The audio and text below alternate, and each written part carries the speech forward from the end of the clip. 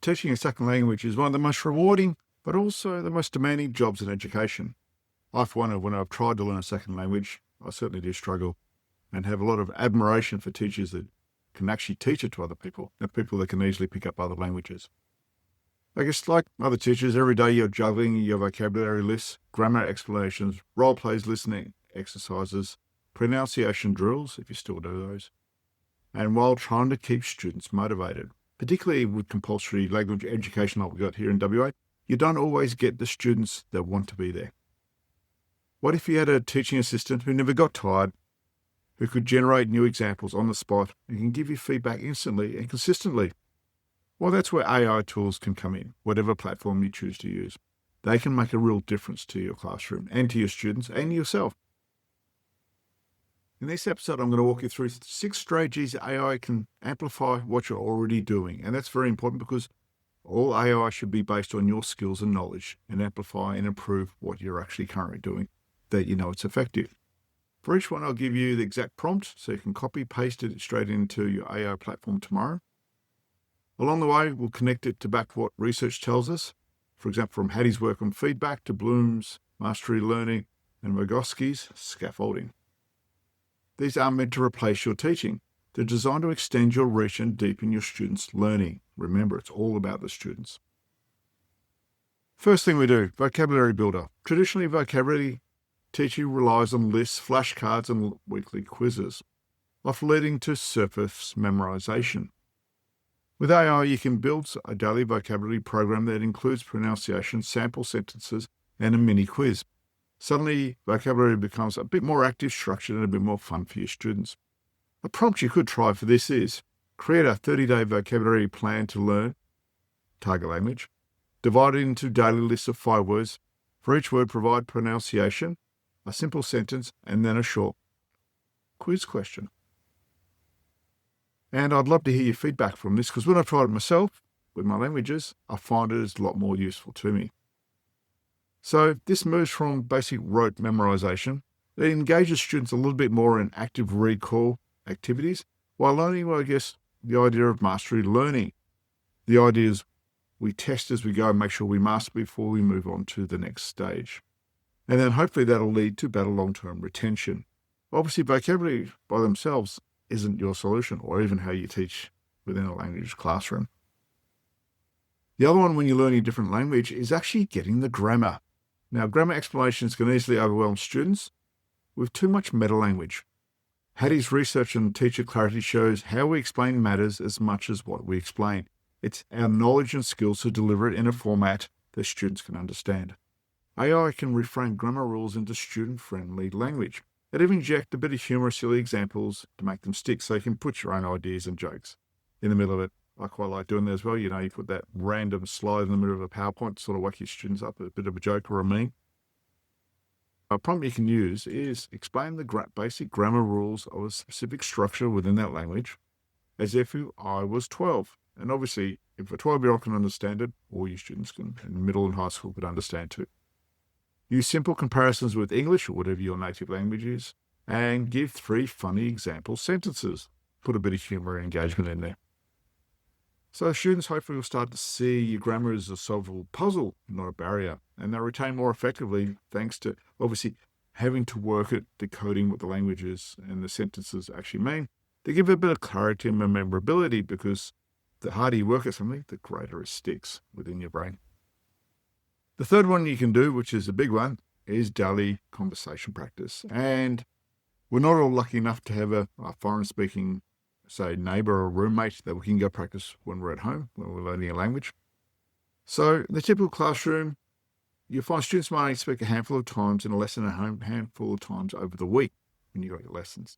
And obviously to improve that, you need to do that outside the classroom. With AI, every student can role play as much as they like, getting correction and better phrasing along the way. And this can be obviously typed sort of conversation practice, but also now with a lot of the AI platforms, we can now have verbal conversations in the different languages, and that's a big plus. And this directly taps into Hattie's finding that feedback is one of the strongest effects on achievement. And we all know good feedback is worth its weight in gold. And the fact that the students can get instant feedback when you're not there as the teacher will only add more to their student and their learning development for when they do come into your classroom. So a prompt you could try for this is role play as if you're a native speaker. Simulate a 5-minute conversation in a cafe in language X. Correct my mistakes instantly and suggest more natural sentences. And you can adjust that prompt to be correct my mistakes in the natural language itself, or you can have it actually come up in their normal language, say English, for example, do the corrections if they're very early on in their journey of learning a different language. The advantage of this is students actually get more time on the task of actually having conversations. More corrective feedback than a traditional, say, pair work allows, because AI will have a far greater vocabulary to work with a student, say another student, than say a student in the classroom who might be at a basic level as well. And it'll lead to faster fluency gains, a bit like when you do immersion when you go away and live with someone you can only speak that language. Another big part of courses is listening practice. So listening practice is often rigid, the same recording for everyone, played it, say, 3 times, or you're listening through. So listening practice is the next one. So those exercises are often rigid, same recording for everyone. You listen to, they try and write down or respond to the actual conversation being played to them. With AI, you can generate different dialogues at the right level for your students.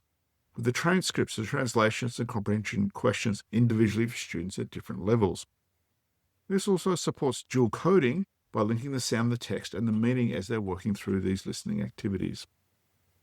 And what is good is you can modify this same single sentence at different levels of complexity very quickly and very easily. You don't have to go away and write 3 completely different, say, activities for different levels of students in your classroom. So a problem might be generate 2 short dialogues in language X. For beginner learners, include pronunciations, guides, English translations, and 3 comprehension questions for each dialogue. And then you can generate those. Modify them and increase the complexity for my advanced students at whatever level that you determine. So now instantly you've got beginner sort of learners, and now you've got work for your advanced students, all within the one prompt. So listening skills can change from being just a test to becoming part of the learning process, both building comprehension and confidence of students as they can progress, and you can then progress the complexity much easier than relying on a single recording for an entire class.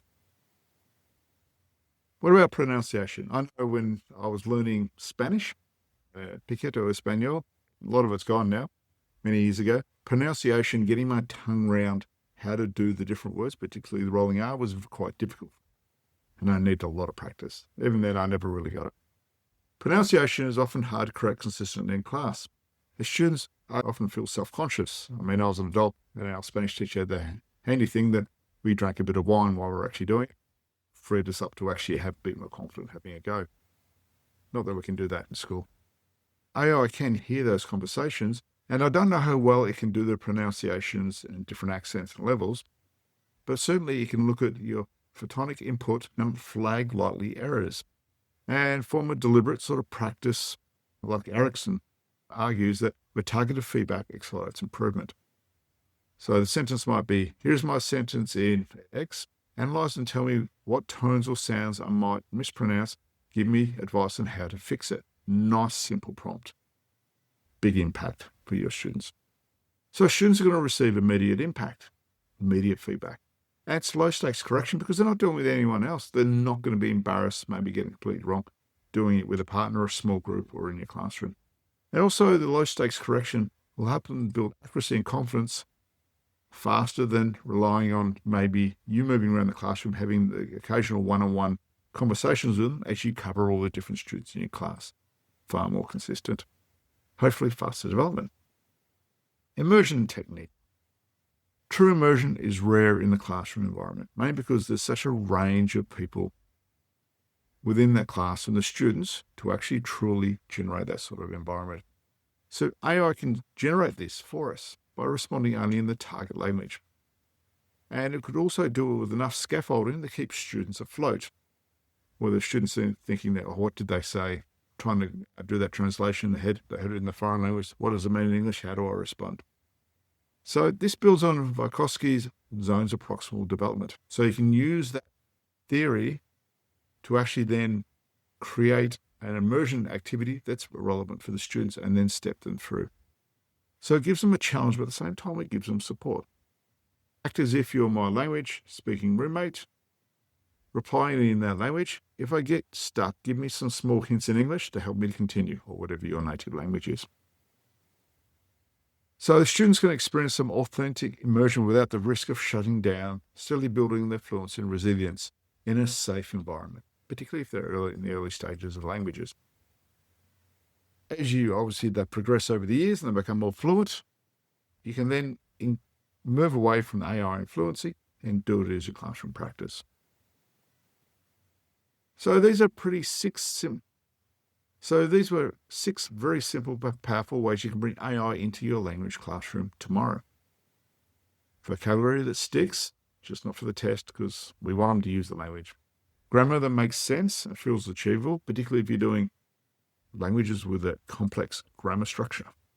Conversations that give every student some real speaking time, and for me, learning language, that is the most important. Listening that builds comprehension instead of testing it. Pronunciation that's, as I said, it's private, safe, and accurate, so students are more likely to take a risk themselves out there when learning the language. And finally, immersion, how we can then make that regular, scaffolded, and motivating for students at different levels within the classroom. So together, they amplify the best of what we already know about teaching languages, what you know about as an expert in languages. This will actually help you do more with the amount of time that you have with your students by incorporating things like mastery learning, clarity, feedback, and deliberate practice while scaffolding. If you want the prompts from today's episode written out, grab the cheat sheet. It's in the Facebook group. I'll upload that quite promptly as always.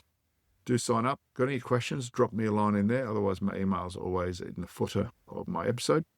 If you found this useful as always, hit subscribe and leave a positive review to help other teachers discover it. As always, share this with your colleagues as well. So remember, keep innovating, keep experimenting. Do let us know how you're getting on with these activities. Most of all, keep helping your students find their voices in another language. The teachers in that area, you do such a fantastic job. Next week, I'm going to do a different learning area, and I'm going to put those in as well as the other things like different prompt styles that you can actually do as we're going forward. So keep up the good work, and I'll talk to you soon.